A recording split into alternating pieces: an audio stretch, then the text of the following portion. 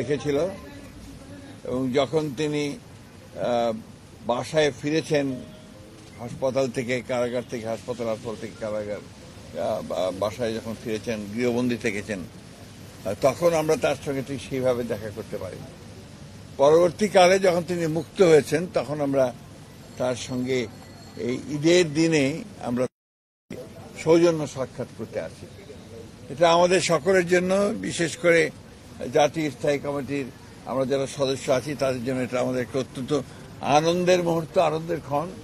কারণ আমাদের নেত্রী, যাকে কেন্দ্র করে আমরা দীর্ঘকাল রাজনীতি করেছি এবং অনেক সফলতা অর্জন করেছে বিএনপি তার নেতৃত্বে, যিনি বাংলাদেশের রাজনীতির গুণগত পরিবর্তন এনেছেন, সেই নেত্রীর সঙ্গে যখন আমরা কথা বলি আমাদের স্বাভাবিকভাবেই আমরা নতুনভাবে অনুপ্রাণিত বোধ করি এবং গণতন্ত্রের প্রতি তার যে অবিচল আস্থা, সেই আস্থা তিনি সবসময় প্রকাশ করেন এবং তার প্রতিটি কথার মধ্যে আমরা সেই বিষয়টা দেখতে পাই যে গণতন্ত্রের প্রতি তার যে আস্থা, তার যে অনুরাগ, এবং তিনি যে বিশ্বাস করেন যে গণতান্ত্রিক ব্যবস্থা ছাড়া কোনো ব্যবস্থাই ঠিক সেইভাবে আপনার রাষ্ট্রের উপকার করতে পারে না।